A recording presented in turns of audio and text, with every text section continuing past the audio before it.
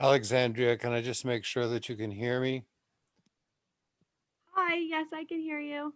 Oh, good, thank you. I had to buy an external microphone.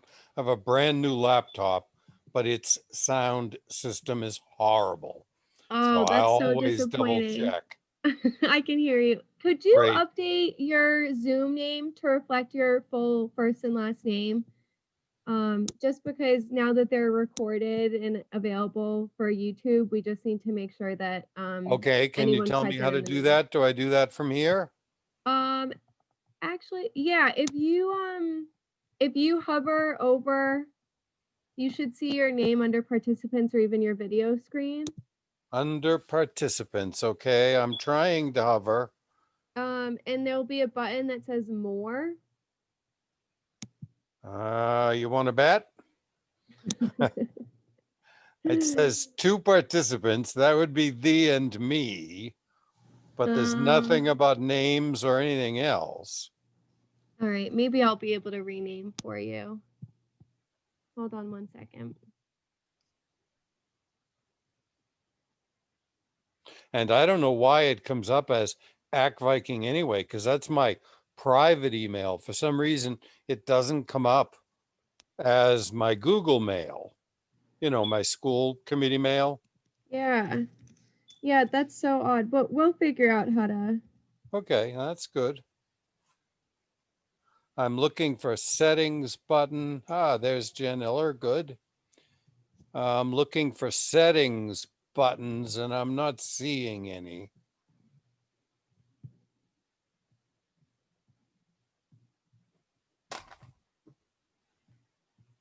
And in case you're listening, Mrs. Iller, and you see me fiddling with my cell phone, it's not texting or emailing. I use it to take notes. It's a lot easier than using the computer. I have to remember to tell Mrs. Proch that so she doesn't chastise me again.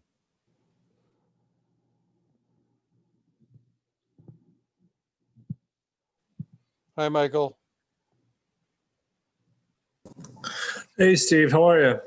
Reasonably well, thanks. Here, living in my cave.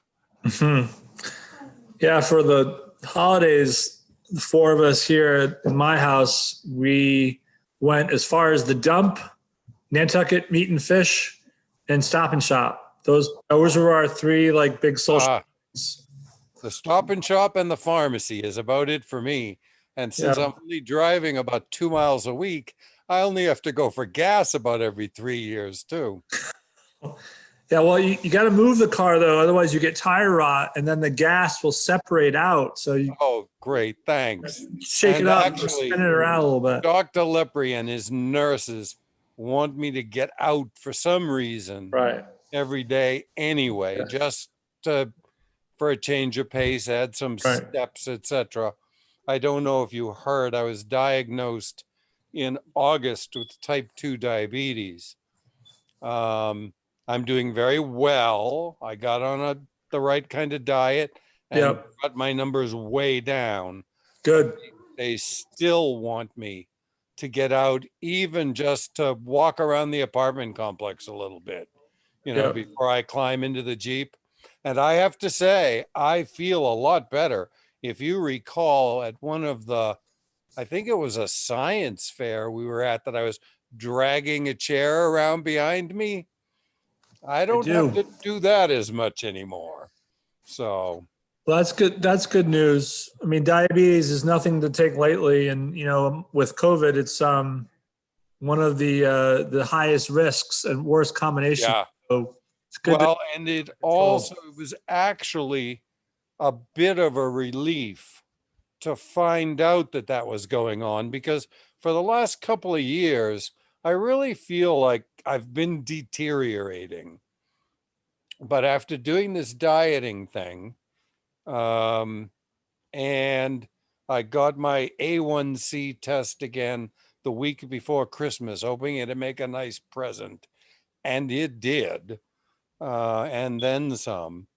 Uh, I'm a lot more, I don't know, awake, alive, full of energy, looking to do things, etc.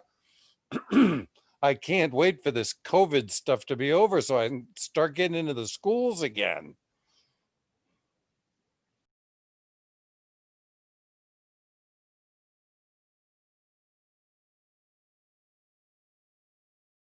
Just looking at what Alexandria had for us in the chat. Oh, she was trying to change my name. Did she succeed? Yes, she did. Good job. Thank you.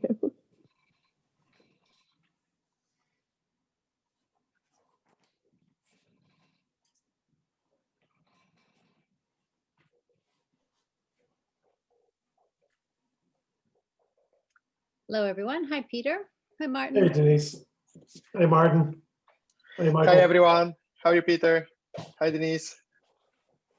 Hi, Martin. Just so you know, the other night, I wasn't intentionally picking on you, but that word appropriation, when we use it in the context of the community school, means the money comes from town. And that's why I was wondering what the source was in our budget. So that I, was the reason for my question. I can change that to represent the operating budget or something that is clearer. So I can Well, do we that in all the now for the know future. it just did create a little bit of ambiguity for a moment, but there was no need for an apology, my friend. Yeah. Thanks, Steve.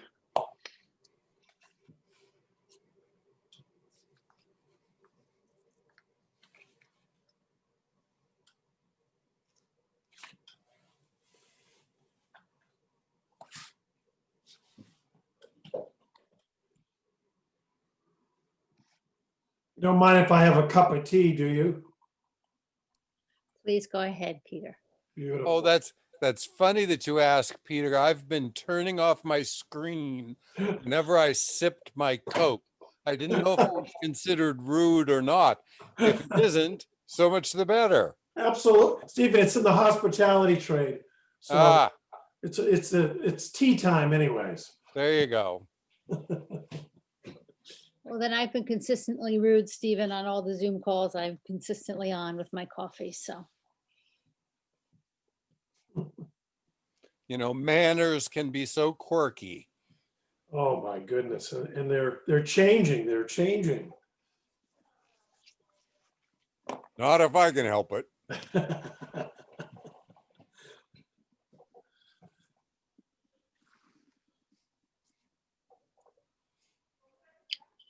Hi, Joe. Hi, Elizabeth. Hey, Beth. Hi, Denise. Hi there. I'm gonna change my name to Beth on the screen. I've forgotten that I had it as Elizabeth. That's fine. Oh, and Alexandria and I were trying to figure out how to do that, and I couldn't manage it on my screen. How do you do that? If you go up to your little box and there's 3 little dots in a blue box over your face in your little Hollywood square, and you click on the 3 dots, you'll see one that says rename. It'll be a Yeah, drop okay. down. No, I see it now. You have to hover over it. Yep, hover over for it, it click to on it. show and you up. can I did change not your- know it was there. Yes, Thank you. sure. And that's a very good point, Beth. So everyone, you have to be on here with your first and last name. So because it's of open meeting law. And so that way Terry also has the ability to take excellent minutes as she does. So if you aren't on as your first and last name, please fix that. But apparently, according to some of our administrators, at least, it's okay to have a picture of your favorite actor rather than yourself. Yeah. I don't have any rules about pictures. I just have rules about names. I don't need to see you, but I do need to know your name. Oh, Denise? Yes, yes, Terry. Last week, under the minutes, they had January 7th I listed. saw that. It should have been January 11th. I've had It should have been January 11th. Yeah. So I had asked that January 11th be added to this week so we could get a proper motion on it. Okay, all right. Well, we're not Yes. going to go through the 14th today in any case, because I sent you some changes, so. Okay, so you just, but to let you know, so Okay. that does need a proper motion. Will do. Thank you, Terry. Open meeting law, oh, Yep, thank you. So we have Jill, Chris, Peter, Joe, and myself. We can get started. Let's see, what time is it? 4:01. Okay. Good afternoon, everyone. Welcome to the, I do this every time, January 19th meeting of the Finance Committee of the Town of Nantucket. And I'm about to read all the things I have to read every week. So we are now using Zoom webinar for meetings, which allows for the public to participate in the meeting as an attendee. Attendees must register to participate. The registration link is unique to the meeting. The registration link can be found in the description of the Nantucket Government TV YouTube live feed for the meeting. People registering to be an attendee must use their names, otherwise they will not be allowed to participate in the discussion. Attendees will join in listening mode. They can click the raise hand button if they wish to speak. Or as we're all on one screen today, you can just raise your hand. I will see you. I will call on those who have raised their hands in the order in which they were raised. The YouTube chat is no longer enabled and all questions should be directed through myself, the chair. As a preliminary member, this is Denise Cronow, Chair of the Nantucket Finance Committee. Permit me to confirm that all members and persons anticipated on the agenda are present and can hear me. Members, when I call your name, please respond in the affirmative. In the order in which I see you, Peter McEachern, Aye. Joe Grouse,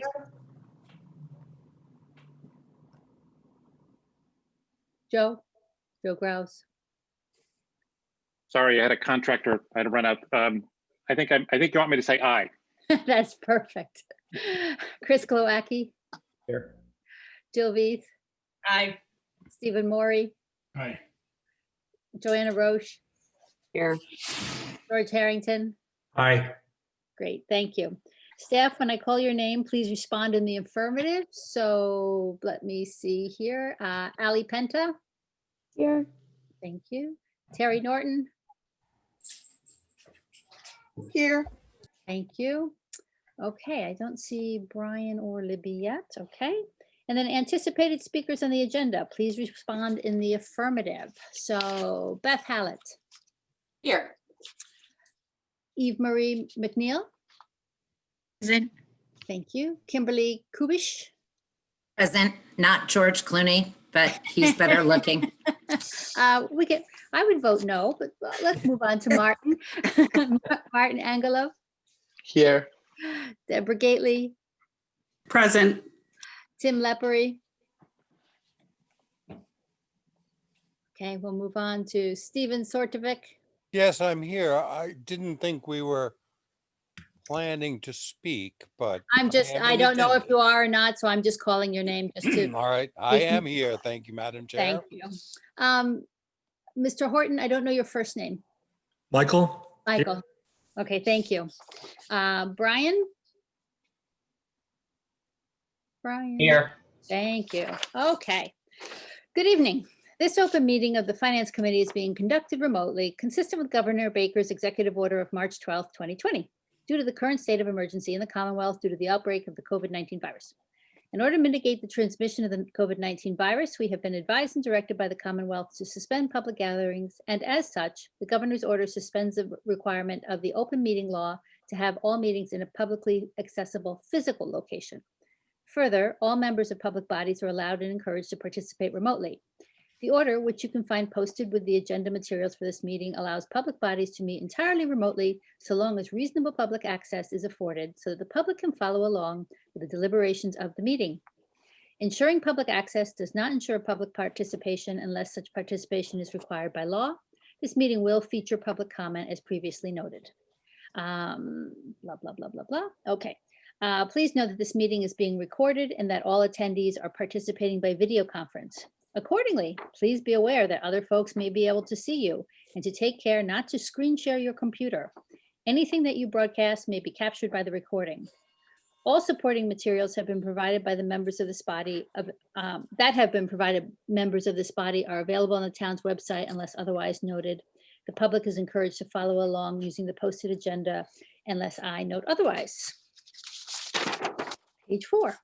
We are now turning to the first item on the agenda, Before we do so, permit me to cover some ground rules for effective and clear conduct of our business and to ensure accurate meeting minutes. I will introduce each speaker on the agenda. After they conclude the remarks, the chair will go down the line of members, inviting each name to provide any comment, questions, or motions. Please hold until your name is called. Further, please remember to mute your phone or computer when you're not speaking, and please remember to speak clearly and in a way that helps generate accurate minutes. For any response, please wait until I yield the floor to you and state your name before speaking. If you wish to engage in a conversation with other members, please do so through me, taking care to identify yourself. And finally, each vote in this meeting will be conducted by roll call. So the first order of business is, may I have and just to remind you, this is being audio and video recorded, and may I have an approval of the agenda? So moved. Agenda. Thank you. And I'm sure there was a second in there. So Peter McEachern, Aye. Joe, Aye. Stephen, Aye. Jill, Aye. Chris, Aye. Joanna, Aye. George. You have to unmute, George. Aye. Thank you. Okay. I will open this for any public comment not related to the school budget. No hands are raised, so I will close it. Okay. And we will do minutes for January 14th at the next meeting because I sent some corrections to Terry. We just had committee reports, so anyone on a committee, raise your hand if you have something new to tell us. Otherwise, we will skip this part of the agenda as well. I don't see any hands waving in the air. Okay. And so at this point, Brian, I think I'll start with you and go over, and I'm guessing that's either Beth or Martin will start, but I'll let you kick it off, please. So. Oh, great. I didn't know. So tonight, I guess, as you know, a couple of weeks ago, we went and presented to the school committee the recommended town budget and the funding that was included for the school. And I believe they're here tonight to provide the presentation to you on what the school budget will look like for fiscal 22. Thank you, Brian. Beth, I'm guessing you'll start. Yes, I will. Thank you very much. First of all, let me see if I can share my screen. The presentation is available on, let's see how this looks here. Screen 2. All right, let's hope this works. Tell me if you are able to see that. I can see it. Okay, very good. Well, first of all, thank you very much for the opportunity to share what I'm calling our NPS budget story for the 2021-22 school year. As you can imagine, the planning for this budget began in the thick of the pandemic, for lack of better words. It was really in the middle. And it was definitely a challenge to try and predict where we would be next year with so many unknowns. I do hope that this presentation provides an accurate and clear account of where we are now and what we hope to accomplish in the next school year with our budget. And to be very clear, every discussion and every decision that we have had amongst the leadership team, school committee, and others has been made with the students of the Nantucket Public Schools at the center. So on this first slide here, you can see a summary of our enrollment from 2010 to 2022 as projected. From 2010 to 2019, the district saw steady growth each year, and then enrollment numbers dropped slightly from 2019 to the present. This could be due to a slight downturn in the economy, cost of living on the island going up. The prediction for 2021-22 puts us fairly even with where we are currently this year. We know that these numbers could change based on the pandemic, and there are numerous other reasons, of course, that could cause that change to happen. But we are seeing a little bit of evening out. So in our next slide, we have the district's historical enrollment by grade over the last 20 years. Again, we see a fairly steady growth each year in the total population, which is in that bold column right before the orange columns. In looking at our subgroups in those orange columns, it is important to note that our school population looks very different than it did 20 years ago. 93.3% of our students were predominantly white in 2000 and 2001, and now only half of our of that is white, so 50.2%. This means that half of our school population is not white, and our largest growing subgroup is Hispanic at 29.5%. Interesting to note is that our African-American student population has stayed fairly steady since 2013, and the percentage of others, students who identify as other, has been growing. So all of this shows a very important shift that we really must consider and incorporate into our initiatives around curriculum and social emotional well-being of our children in regards to equity and access. So an important part of our district improvement plan and where we are headed in future years, especially next year as well. So our English learner population has grown exponentially since 2005, with 10 times as many students as there were in 17 years ago.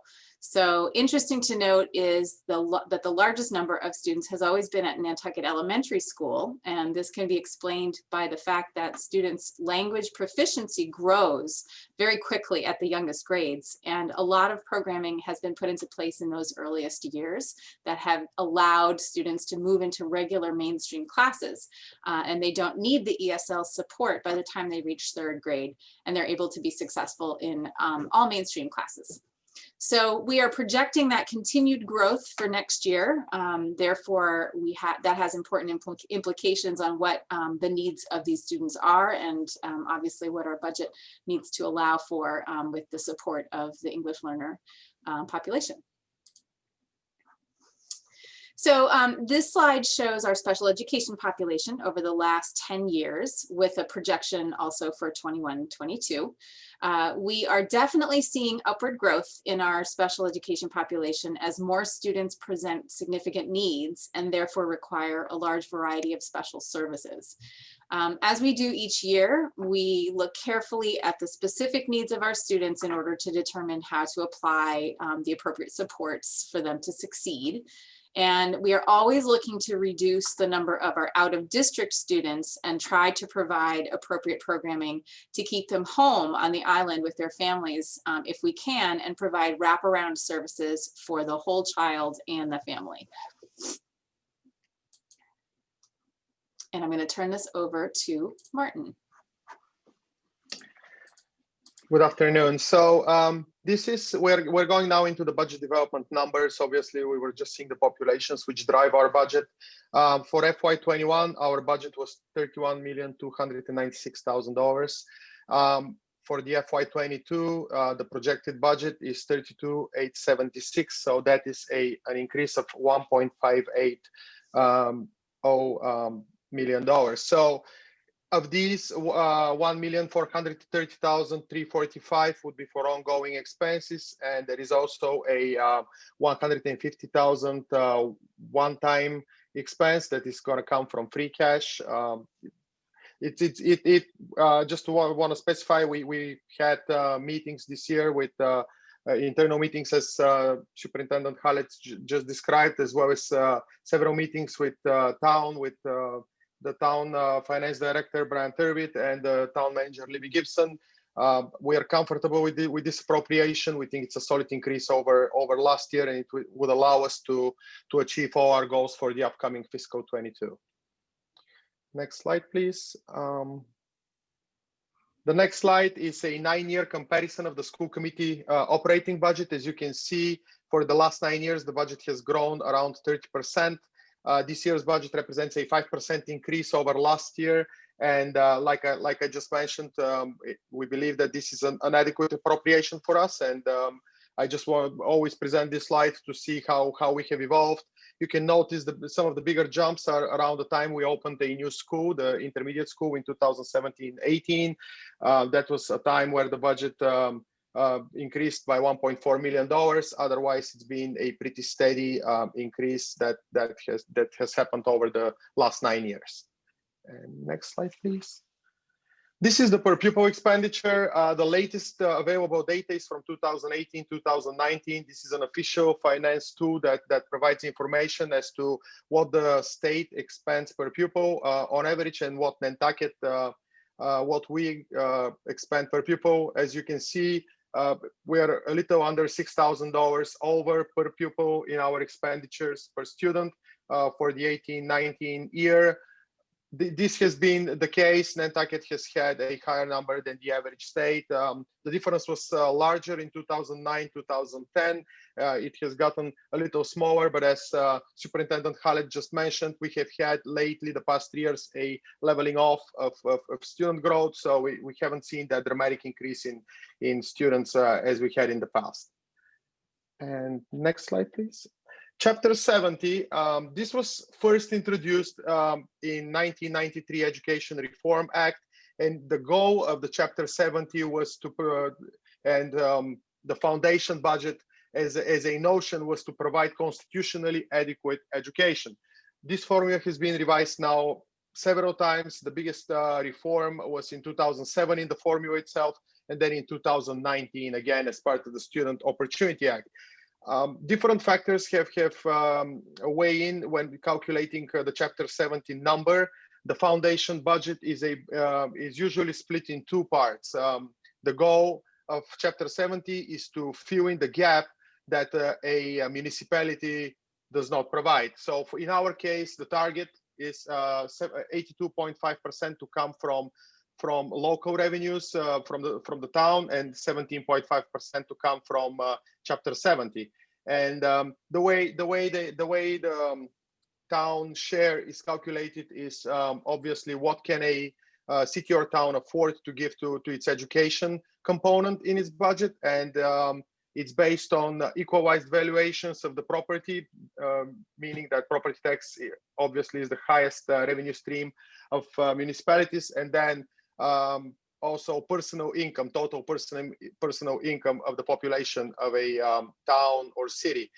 So Nantucket has the 5th highest equalized valuations in the state, only behind Boston, Cambridge, Brookline, and Newton. So when it's viewed from that point, we are, I believe, lucky to have an appropriation of $3.6 million of sorts, because as you can see, it's grown from 1.3 million in 2011-2012 to 3.6 million. So that's almost a two and a half time increase in the span of 10 years. And next slide, please. And this is back to Superintendent Hallett.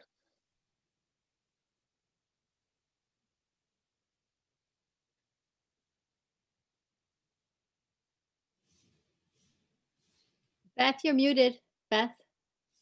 So you'll need to start again, please. Thank you, Martin.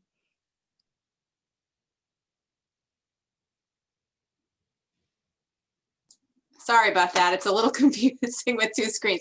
Sorry. So again, this grant, or excuse me, this visual is of our federal grants for this year. The largest grant that we get is the IDEA grant, which is for our special education department. It is based on our population of special education students. So it is definitely our most sizable grant from the federal government. Then we have title grants. Title I has to do with socioeconomic status and is determined through free and reduced lunch numbers. Grant funding is used to support instruction during the school day, as well as our summer school program. Title II is for preparation, training, and recruitment of high quality teachers and principals. So it really goes towards professional development and staff improvement, staff learning. Title III is a grant that supports our English learner population with instruction, professional development, and program support. Title IV is professional services. So again, more professional learning. We also use funding from this grant to cover our mentoring and induction program for our new teachers. The Perkins Grant is specific to career and technical education. So these are our regular federal grants. And you will notice that there's also a large piece of pie that is green. And this is the ESSER grant, which is also known as the CARES Act. This was a very large help to us this year. We were able to purchase personal protection equipment for the entire school district. We put a lot of technology also.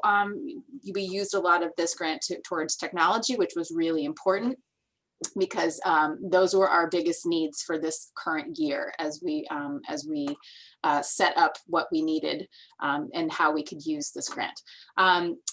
We will be receiving an ESSER 2 grant for this coming year, and we believe that it should be arriving soon. We don't have all of the appropriations yet. We don't know specifically, but we do know that it will be almost 4 times the amount that was offered this year. So we are very thankful to have, we suspect it will be about $400,000 for us to be able to use in this coming school year, and also over the summer. And it will have a longer period that we can use the funding, which is great, because this grant was much shorter. So that will be very helpful for catching up with learning loss, summer school. There are a lot of things that we know we already can use for it. So we're excited to have that. This slide shows our individual school budgets and our full NPS budget. So you'll see that our individual school budgets are fairly even.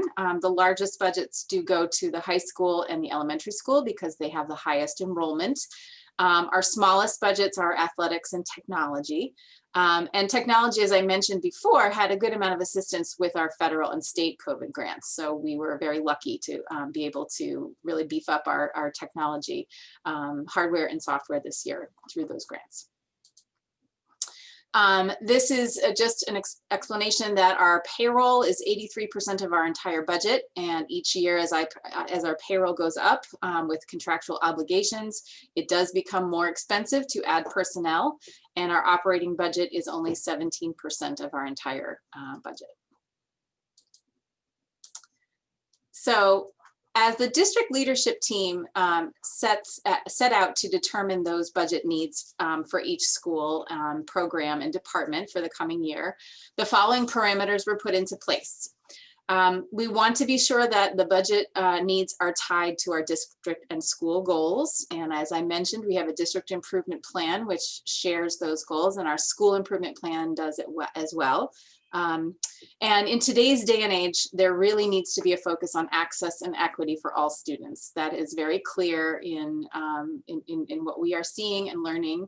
We know that it is important to make sure that our students of color, our marginalized students, our students with disabilities have all of the access to the curriculum that they need. So this is an important part of the budget to be reminded of.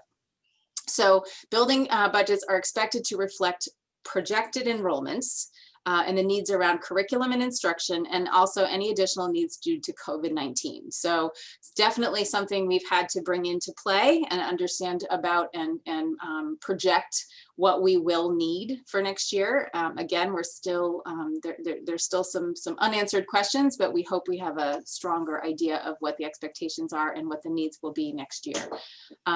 Of course, principals and directors were asked to identify essential services for their students as they planned for their own budgets. And an important element that was also brought into the budget design for this year was the physical, social, and emotional well-being of our students, all of whom have been affected by the pandemic. So we want to be sure that our budgets are based on trends around expenditures in the last 3 years, and we want to continue to utilize any and all revenue streams from outside of the budget, such as our federal and state grants. And of course, we need to continue to look carefully at what we are spending with utilities. So these were really our parameters for building this year's budget. So this slide shows us an overview of the 4 schools and what they need for our, what they need over our current budget for 21-22. So we are looking at NES, the Nantucket Elementary School. They are looking to bring on a half-time interventionist, which is a a teacher that assists with special services in when it comes to improving reading scores, math scores, and working with students who are not up to grade level and need more assistance. So it's very important. We expect that we are going to see some needs as the new year comes in, and we see that as a money well spent. This position would be split between Nantucket Elementary School and Nantucket Intermediate School.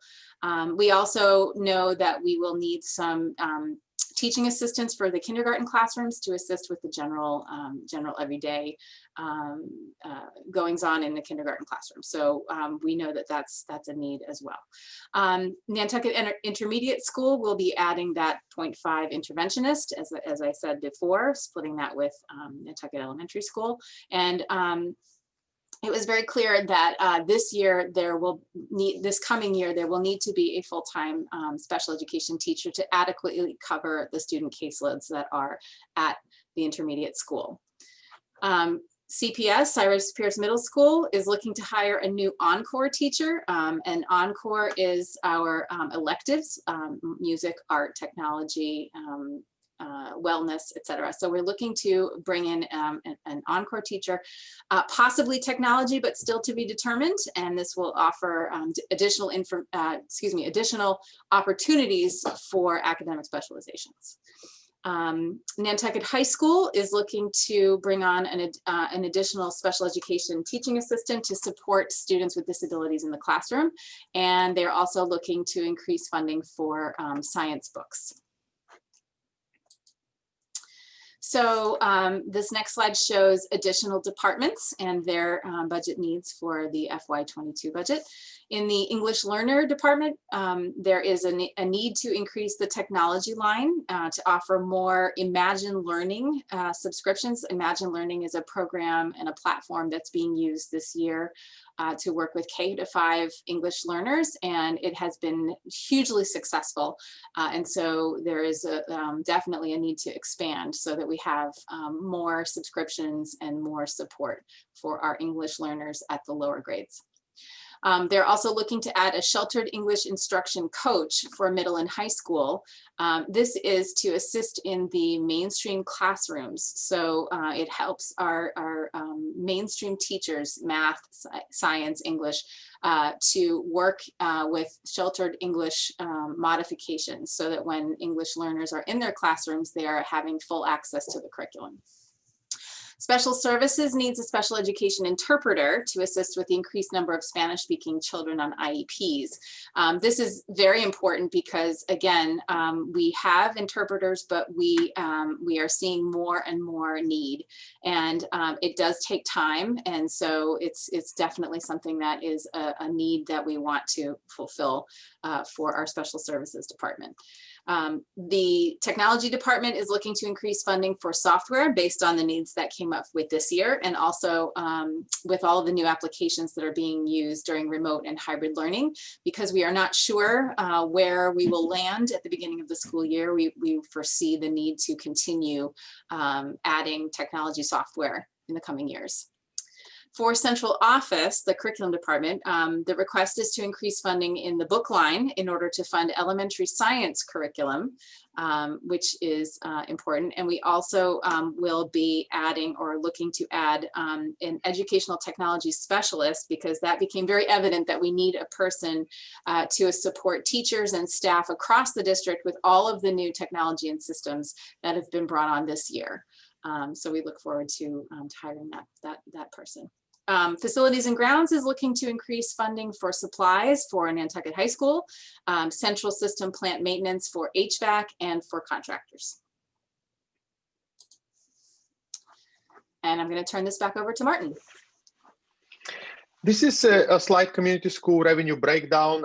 We show it every year in order to for people to see how the budget of the community school is structured. Obviously, participant fees, any kind of fees or charges represent the biggest part of the budget at $941,645 for the upcoming year. The town appropriation or money that come as a subsidy from the general fund is $550,000. That has been immensely helpful for the operations of the community school, because especially in light of the past 2 years. It's been very challenging end of the fiscal year 21, and now fiscal year 20, and now fiscal year 21 is even harder. So these numbers, when we went into the budget process and spoke with the community school director Tracy Roberts and her staff, we're cautiously optimistic, obviously, that things would improve and we'll be back to normal, and the community school as an operation will come back to normal. The trend back in March, before we entered the pandemic, was great. I mean, community school was trending upwards for a third straight year. The revenue streams were solid. Everything was doing great up until obviously COVID-19 hit, and then with all the closures, with all the cancellations of programming, it's been very challenging for the community school. But this slide, as you can, if you take a look at it from 2002 until 2022, this is a 20-year span. Participant fees, what we're budgeting today is almost $400,000 more than what was 20 years ago due to numerous programs that are being offered. Gifts and donations were not zero in these years. I just couldn't find reliable data to be able to report them correctly. So myself, having started in 2015-17 was the first year that I started entering this as a strict number, and it's grown exponentially. Last year, without the gifts and donations, the community school would have suffered greatly. As you can see, it was a record year. We have to thank a lot of organizations, from Community Foundation for Nantucket, Remain Nantucket, the Nantucket Golf, and all other organizations. There was a lot of small private donors as well, which contributed to the community school maintaining operations, and still do this year. Last year, as you know, it finished with a deficit, $72,000, which was absorbed by the school. We're looking to help the community school in any way possible. But again, I just want to emphasize, this is a budget that has suffered a lot in this environment, and we're hopeful that as things return back to normal, we will see these projected 2022 numbers hopefully be close, meaning the actuals being close to what we're projecting today. And next slide, please. The special education residential tuition. This is a slide that was started 10 years ago.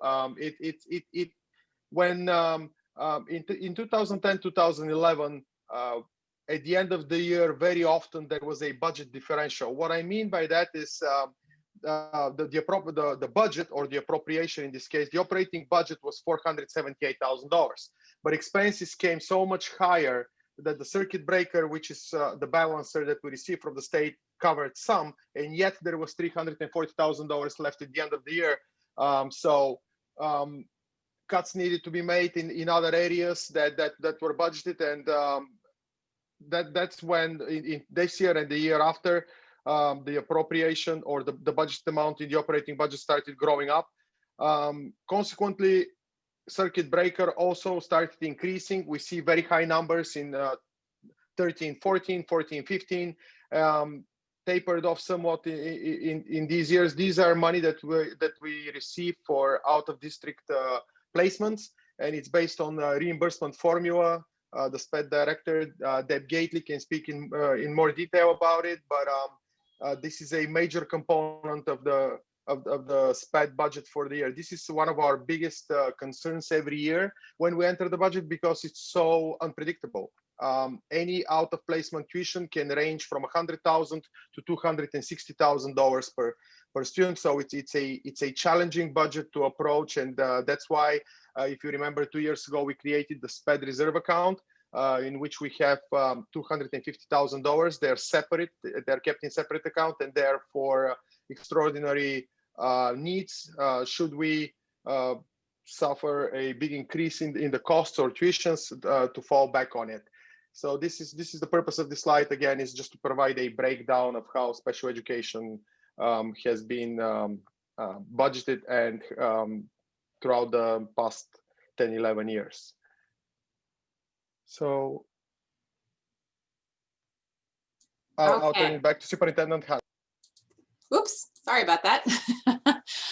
So what do we hope to accomplish with our budget?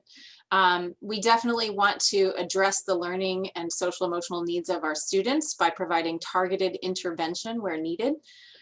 We want to increase our staffing, where we'd like to increase staffing at NIS and also get an assistant at NHS for our special education population.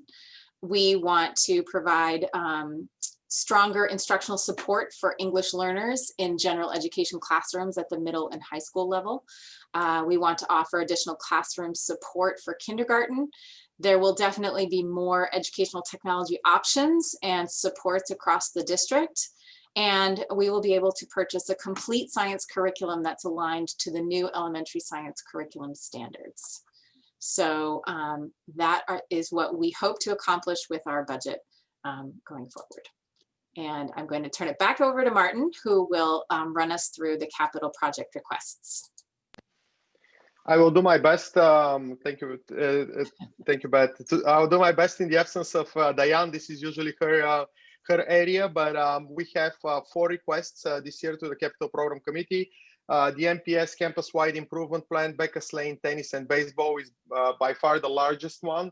This is a request to construct 5 outdoor tennis courts and a baseball field of Becca's Lane property, and it's going to have associated parking with it as well. So this is the start of our athletic complex dream that we have presented several times, and it's somehow it just gets further down the road. But this is a great start. If this project is approved and we can finance it, that would be amazing start for us, especially in line of the high school having a tennis team as well, athletics team. Next slide, please. The next one is the MPS pool parking lot configuration. This is as part of the Sparks Avenue and Surfside rotary design. And if that occurs, this is a reconfiguration of the pool parking lot. This was at the request of the town for us to do this improvement. So as you can see, it provides some access points and asphalt paving, a little bit of reconstruction of the parking lot as well. The NPS building improvement. This is our go-to capital account for all projects that we do throughout the year that we cannot cover within our budget. Repair and maintenance projects that are costly, and a lot of it have to do with replacement of shingles, window replacement, roof replacements, and repairs. Also asphalt, walks around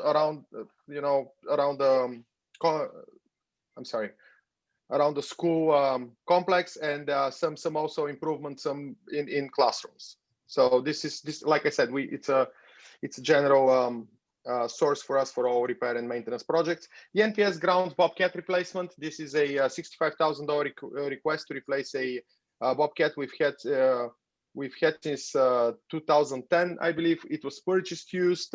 It's a 2004 model, so it's at a point where the repair and maintenance are proving to be very costly, and it's different to maintain. It's become unreliable. So this is a request for replacement of this particular equipment that's used daily.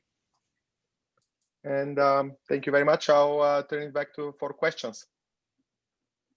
Thank you, Martin, and thank you, Beth. And so, Beth, I'll have you, thank you. I'll have you stop screen sharing so I can see everyone to ask questions, and then I'll go through the Finance Committee and start with Peter McEachern.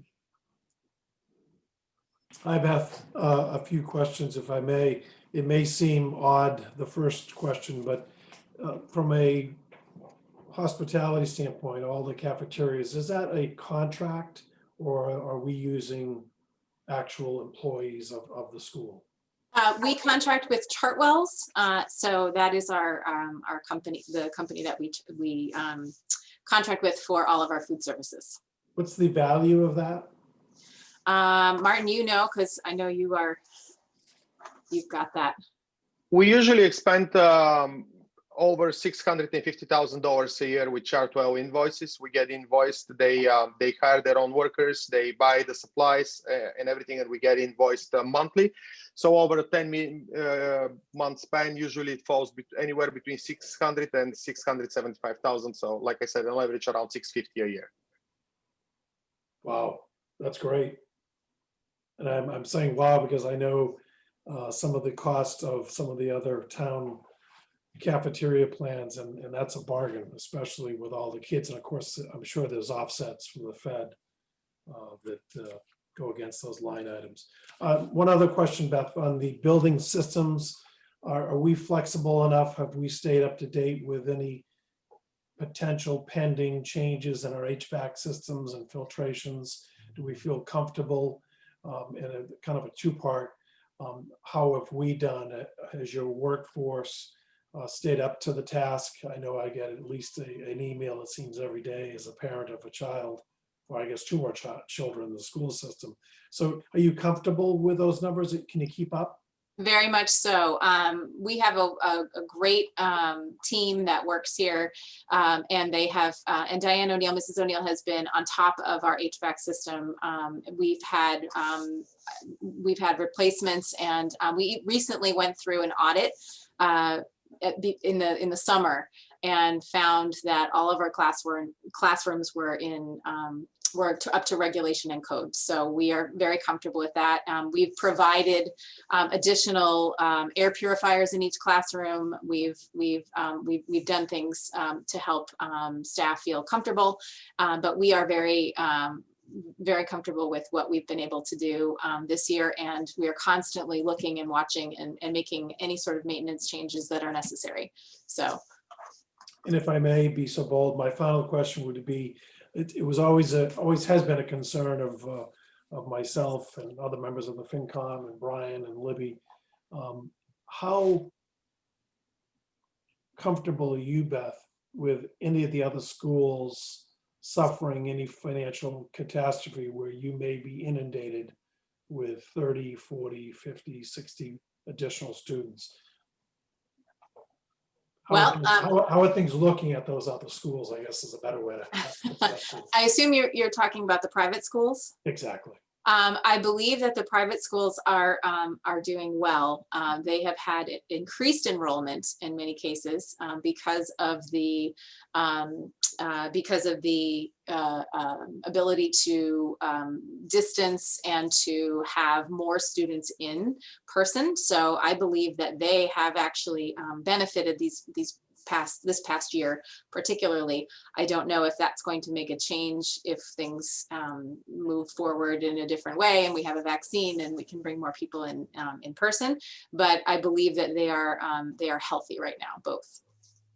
Great. Can I ask one more question of Deborah Gately? Deborah, just a crazy whimsical thought that just went through my mind. Knowing typically that our public school system has the best special education programs, and if they can't find it here, of course, then they go off island. Do any of the local privates have any special education that maybe we could have our students go there, or is that still usually they don't offer any special education, the private schools? Yeah, so you're referring to the private schools on island, correct? Yes. We actually, through our proportionate share program, receive federal funding to provide special education services to the students that attend the private schools on island. And it's our responsibility to do so because they don't have those services there. But in terms of the students, as Dr. Hallett had pointed out regarding the placement of students off island, that has to be looked at as the absolute last resort for our students. And I think anybody in the 5 months that I've been in Nantucket, anybody that's listened to me knows how aggressively I'm trying to work to secure the appropriate programming and to get people trained properly to support students so that we're not sending them off island. There will always be the population of kids that we will not be able to accommodate for a lot of different reasons that, of course, I can talk about with anybody on an offline conversation, but there are students that I feel that we can effectively service once we get the appropriate supports in place. Great. Thank you very much. You're welcome. All set, Denise. Okay, thank you, Peter. Jill? Hi, Beth. Thanks so much for the presentation, all of you. Appreciate it. I wanted to know, how many SPED teachers do you have now? And then it looked like you wanted to increase by 2 teachers, or I couldn't tell, it was 2 part-time and 2 full-time, or? So we're looking to increase by 1 full-time special education teacher at NIS, at the intermediate school. Some of the special education supports for teaching assistants, we are looking to increase by 1 teaching assistant at the high school. And numbers right now, Deb, I think it's, oh, Martin, go ahead. We're projected to have 44 teachers, special education teachers in FY22 with the increased amount. Sorry, you plan to have 44 SPED teachers in 2022? Yes, that is correct. Okay. And also, do you think, Beth, could you speak a little bit more to the IEPs? It sounds like that's might be an area of growth for you, but I know you didn't have a slide for that, and maybe I could better understand that. And do those start in kindergarten, or is that something that starts a little later? Sure. Deb, you're welcome to take this, but I'm happy to say, yeah, I'm happy to say that, yes, they do start even in preschool. We do have IEPs that begin as early as preschool. So, yeah, so I can speak just very quickly to that, Beth.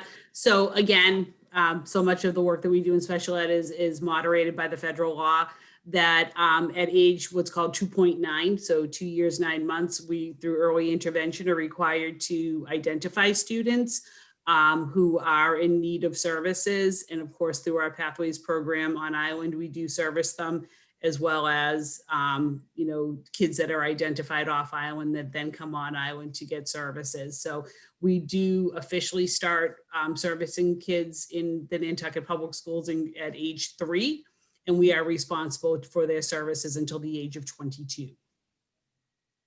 Yeah, I was just wondering how many students and what's the cost per pupil? So it's right now it's just a little bit under 300. I want to say it's 296 or 297. Total of 1,700 kids? I'm sorry, so that's the 1,700 is the total population, with just about 300 being special ed. And they all are kids, so all special ed students do have an IEP, is that right? That's correct. That's Okay. correct. Yeah. Okay.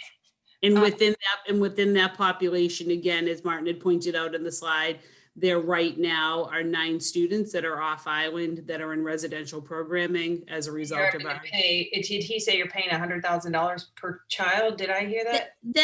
That ranges, honestly. That goes anywhere depending on the school, because we are in the confines of residential placement because of our geographic constraints. That can run anywhere from 120,000 to 220,000, depending on the school and the level of need of the child. Okay. Okay, great. That's really helpful. I knew that IEPs sometimes aren't always, I didn't realize all of it fell under SPED, so. Yeah, well, any questions you have about it, always feel free to ask, because I can talk about that forever. I'm sure. Thank you so much. I appreciate it. You're welcome.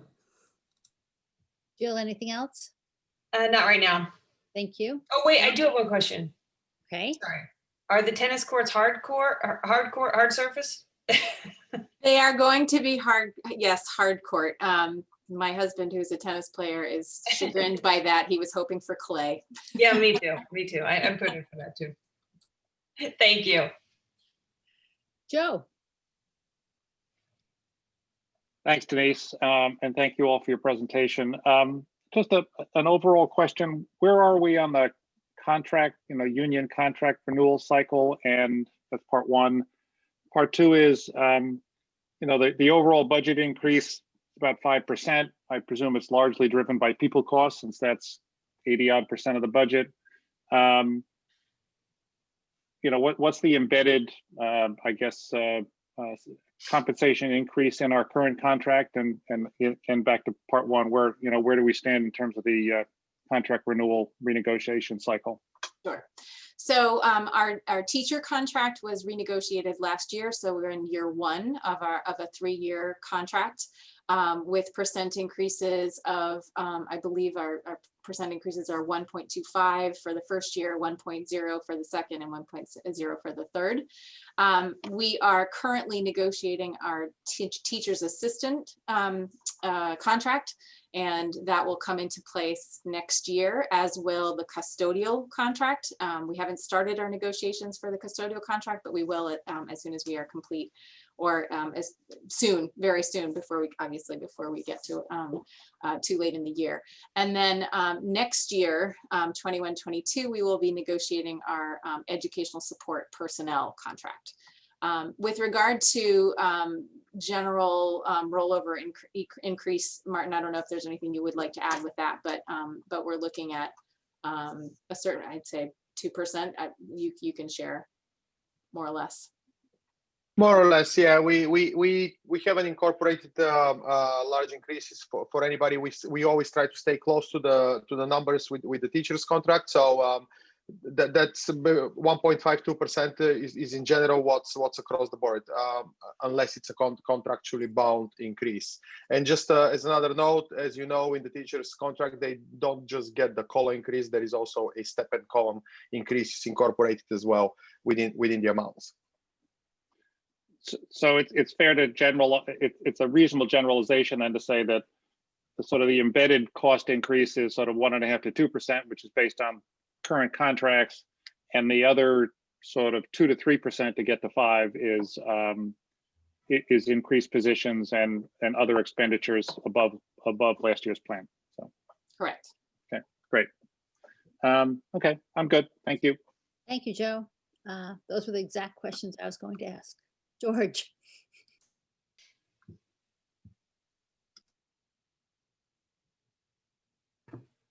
I have nothing to ask. Thank you. Thank you, George. Chris. Sure, thank you. And thanks everyone for being here this afternoon. A couple different questions. One, can you offer any more context around the expense, the total expense per pupil?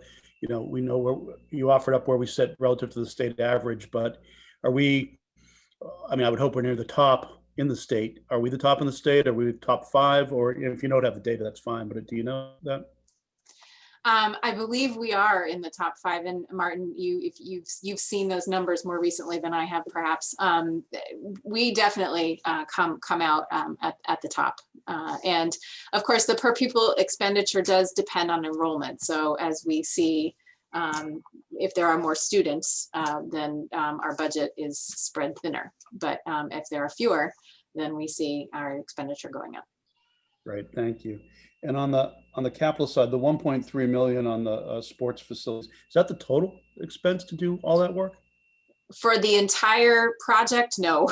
That's just one phase. That's just beginning the tennis courts and the baseball field. Oh no, but it is the entirety of the tennis courts and baseball field as depicted on the slide. I believe so. Yes. Yes. And for that section of the project, yes. Am I remembering correctly? Haven't we been setting aside some capital against these projects the last couple of years, or did that not get approved? Hasn't there been a 750,000 figure that's been set aside over the last couple of years? That was for planning, for the campus planning, because it takes working with SMRT, our company architects, and so that has gone towards the full expanse of the entire plan. But yes, we still there is still more to come. This is the beginning, so to speak. Okay, great. And I think we just lost Peter, or maybe this is a question for Brian, or maybe I should know the answer, but do the capital projects for the school go through the capital program committee, or are they treated completely separately? They do. Sorry, Brian, go ahead. No, that's fine, Superintendent. They go through the same process that every project from the town goes through. The school administration meets with town administration to discuss their projects. They're put into the same CIP software, and they go through the same rigorous review through the capital program committee that every town project does. Got it. So these will come up again when we meet with the capital program committee, and if they're recommended, we'll have funding sources next to them. Yes, that is correct. And then one last question, Brian, probably for you as well, which is, I assume there's a reason that the parking lot improvements have to hit the school as opposed to just whatever funding source there is for the Rotary when and if that ever happens. Well, the issue with that would be that if we wait till when, or if that ever happens, we won't get these done in advance. And I think that there's, the discussion was that these needed to be done in advance of that. So that's why they were put forward. Okay, thank you. That's all my questions. Thank you. Thank you, Chris. And yeah, Peter McEachern had to step out. He has another meeting scheduled for 5 o'clock. So he was leaving the call. Joanna. Thank you. That was a very good presentation, Beth. Really very good. And I'm good. I don't have any questions tonight. Thank you, Joanna. Stephen, Maury. Thanks. On the repairs and maintenance budget, the HVAC line item stuck out to me as a recurring expense of $55,000. And I'm wondering what percentage of the previous budget for that line item is that? And are we seeing similar increases in other systems in the buildings? I believe that, Martin, you can help me because you probably have the line items available to you under your fingertips. I believe that part of it has to do with contractor prices going up. So that may be part of it. I believe that other line items have not had the same type of increase, but I believe that this in particular with the HVAC system, we know that there need to be some repairs and maintenance done in our elementary school, I believe. We just replaced the boilers at the high school, and that's has been great. But we certainly have more work to do, and we know that it's necessary, and we need to focus on making sure that our HVAC system is up to speed. Go ahead, Martin. Percentage-wise, Stephen, it's 46% increase of the budget. We've had issues with the HVAC systems even prior to the current situation. These repair and maintenance are not strictly as a result of COVID or any kind of new requirements. They were the system was getting obsolete in some of the buildings, so there was a lot of failures that needed to be identified. And we expanded in 2019. We expended close to $300,000 for repair and maintenance of HVAC, and it's continued. So now we have a contract for a monthly maintenance, and we've incurred some expenses on top of that as well. So we thought it's prudent for us to think about it and incorporate it in the budget so that we can cover these expenses if they come. I am hopeful that we've talked with Diane and Superintendent Khaled. We're hopeful that going forward, this might be a line item that gets decreased in the future. It's just looking at it today, we felt comfortable with that number, but it is a substantial increase. Yes. Okay, it's a substantial increase, but we don't think that this isn't tied to a specific contract, right? This is a set aside for repairs and maintenance over and above the existing contract. Correct. Yes. Yes. Got it. Okay, and we're not seeing this. This isn't systemic. It's HVAC now, and it'll be plumbing and it's other things. I mean, we don't have crumbling infrastructure. We just have this particular area needs help. That is correct. Great. Thanks. That's all I had. Thank you, Stephen. Again, Beth and Martin, excellent presentation. I had a couple of questions as well. So when I take a look at your enrollment numbers, about 18% are special education. Is that in line with other school districts in Massachusetts? Yes, it is in line with other school districts. There are sometimes higher, sometimes lower, but I would say between, and Deb, you can certainly jump in, having been in another district, I'd say between 15 and 20, you usually get the majority. It's usually about that percentage of an entire district. Yeah, we fall in Nantucket, we fall pretty much right in the middle. It does range between about 15 and 19% statewide. Thank you, Deb. And the same for English language learners, it's about 18% as well. And is that also comparable? I realize I'm trying to compare an apple and a cow here, but I was just trying to get a general sense. So that depends on community by community. If some communities have a higher number of English learners in the community, so you really, it's hard to to identify, you know, some of our larger cities and larger communities like Lawrence, Holyoke, Fall River. Some of them have much higher percentages, Boston clearly. And then some smaller rural communities have a much lower percentage, but Nantucket tends to fall in a higher percent category for what is called a rural school district. So it's an interesting situation here.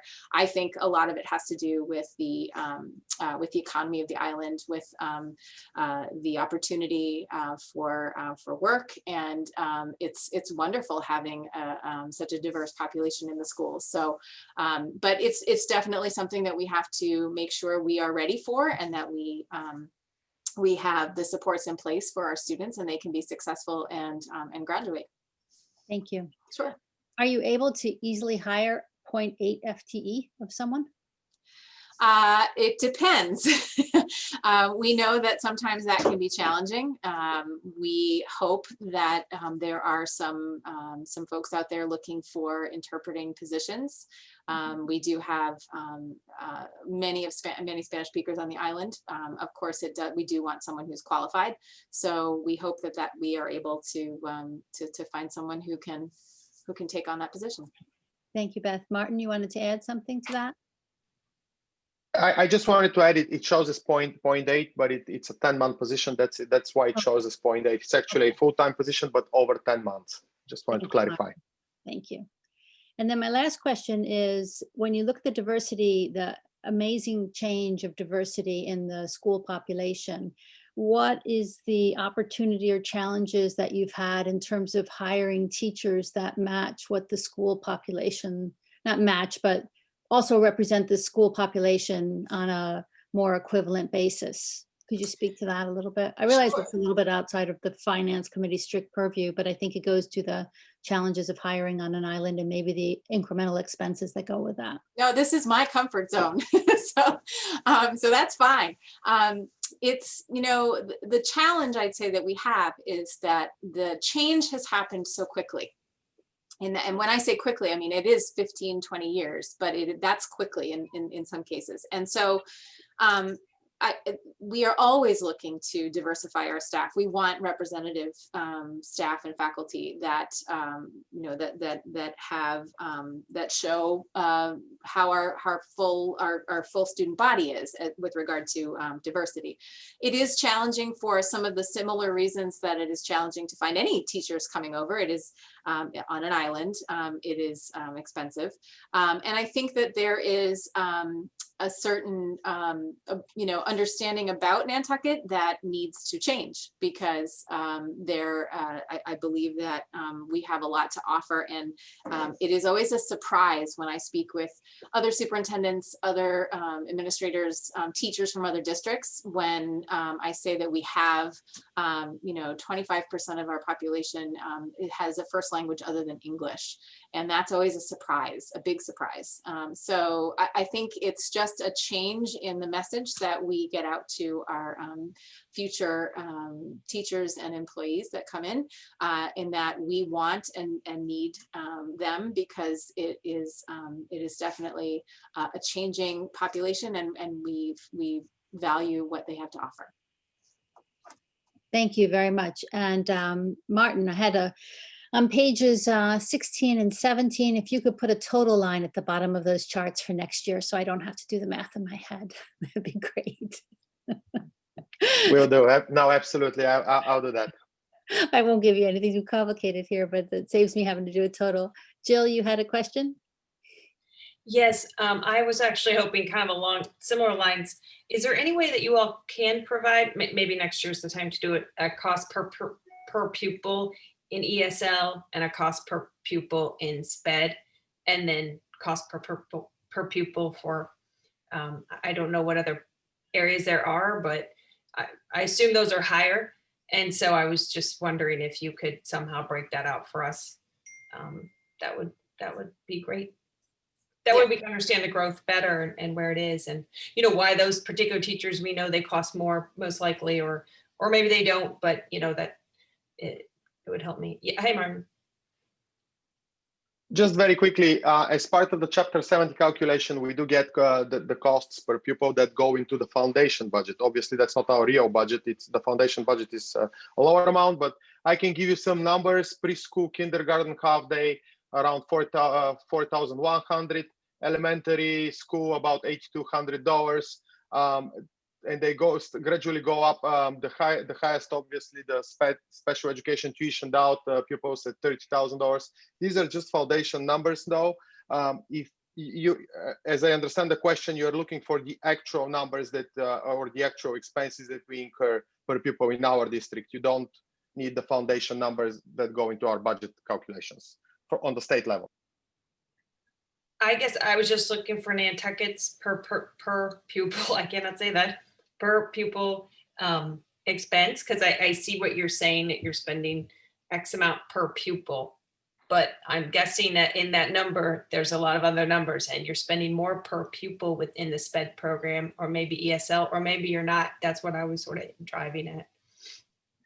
If I could just add to that, in terms of the special education population, we can certainly provide those numbers. It would be just that, an average, because every student's educational plan is a highly individualized plan of level of services. So depending on what a child who receives only speech therapy as a service, as opposed to someone that receives the full gamut of in-district programming. So yeah, I think we can probably qualify it by, kind of level of need being moderate to high, kind of the way the state clarifies it. But that would give you a better estimate, because you're right, beyond the per pupil expenditure of what is allocated by the district, those kids would be getting an additional amount.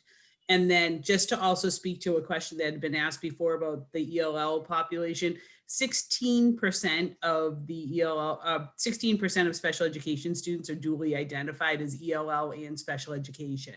So within that number, that also kind of adds to the equation, I guess. Yeah. It's very intertwined. Okay, thank you. Since tonight was the first time I knew that there were 300 students in that program, so that's when I was like, oh, okay. Thank you. Yeah, no problem. Chris, you had raised your hand. Yeah, just a quick follow-up question. I wanted to ask about workforce housing. And, we can jump past it's a huge problem for all of us, the expense and scarcity in terms of recruiting and retention. I was just curious as to whether it's a topic for you and whether there's anything around innovation in that area that you guys discuss or that might be out there on the radar. It is always a topic for us. It is expensive, as we all know, to be here, but we do have our Nantucket Education Trust run Cow Pond neighborhood, and we do reserve that for school personnel. It's on a rotation, a yearly contract that can be renewed for 3 years, and then we assume that teachers are able to move forward. It's basically just temporary to get their feet on the ground. We would like to expand, and I believe that that's part of, or a potential part of, the proposal for the campus planning in our future, so that we could potentially add units, but still we are far from that. It's just right now just a plan, just an idea. Other than that, we do our absolute best to assist teachers in finding housing and being comfortably comfortable here. Obviously our salaries have to be commensurate to what is available with regard to housing. So that's an important piece. We'd love to have more, love to have more available housing. I know it's a challenge. A question about that. So under the current parameters you have for Cowpath, you have more demand than supply? Usually, yes. If nothing goes to waste. As soon as a unit becomes available, it becomes quickly filled. So we don't really have a problem keeping our units filled. Now things can change, of course. If more affordable housing comes up, it's possible that people will take advantage, and then we will see dips. But right now, no, we are able to fill everything. I would just, purely my opinion, but I would think a capital project around more of that was school specific and school workforce specific would be looked on very favorably by the voters and by our ability to finance it.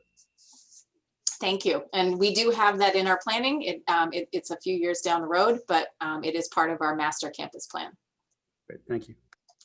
Michael, do you want to talk about the link that you just sent out to everybody via chat? Sure. So the Massachusetts Department of Elementary and Secondary Education collects all this data. And if you go to that link, it's the district profiles where you just click on the region you want. So if you want to click on Nantucket, click there, drill down, and then there's multiple tabs for whether it's student information or finance information or testing information or accountability information. But even in that link on the home screen, you'll notice on the left column, there are specific other links that go straight to per pupil expenditures. It will show you where we fall across the state, and it will show you how we are much higher, which Martin can elaborate on, relative to that foundation, the state believing that every student can be funded with $13,000 per student. And you heard Martin say that we spend 20 to 30 in some cases. So please check that out. It's a very great resource. If you have questions, I'd be happy to answer or follow up at a later date. People can email me at hortonm@npsk.org. I don't know if Martin wants to add anything to that. Thank you, Michael. Yeah, this is a data center that Michael is referring to. So absolutely, it's an information source. We use when they become official. So we have the 18-19 numbers, but again, you can always go and take a look and see any more current information. Just as a clarification from earlier, I didn't mean to cause confusion. So the per pupil expenditures that I speak about the foundation budget, our foundation budget is $19.5 million. That's what the state thinks it's for adequate information, for adequate education of our population. Obviously, at $32 million, we are far beyond that number. Most districts in Massachusetts are expend much more than their foundation budget. Foundation is just a starting point, and then you go from there. Obviously, Nantucket, like I mentioned earlier, the cost of living expenses here, we do have, I believe, the highest starting salary scale in Massachusetts for the teachers.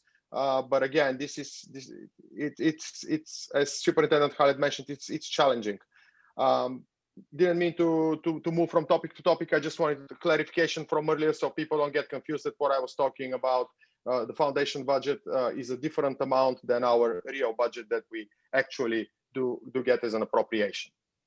Yeah, Madam Chairman, if I may add, just Stephen, not yet. I have to close the first part of the FinCom and then I can open it to public comment. So if you just hold on, I'll get you in a second. Thank you. So FinCom members, any other questions or comments so I can open it for public comments for the rest of the attendees? I see no hands. Okay, Stephen Sortovic, now you may speak. Thank you. I just wanted to clarify what the charts that Mike made available to us. If you click on the top of those columns, it will put them in order. They start out alphabetically, which isn't much help. But if you click on the top, it'll do it lowest to highest and highest to lowest.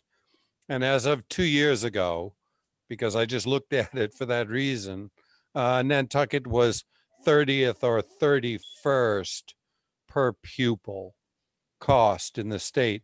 I can remember years, 10, 12 years ago, when we were first, second, or third in the state, if I recall correctly. So we've actually, I suppose I should not opine, but we've made progress in that direction. But click on the top of the column and it will put the numbers in order for you. Thank you, Stephen. Michael, you raised your hand. No, I was saying top 5. We were 5th. That's the beauty of Zoom. We don't know the difference between just hi or I want to speak or we're in the top 5. So, okay. Is there any, Martin, you wanted to speak? Or are you also top 5? No, I agree with Stephen. We are 30th or 31st according to this chart. I just wanted to clarify that when we speak that we are in top 5, we take into consideration the amount of students in some of these districts are very small.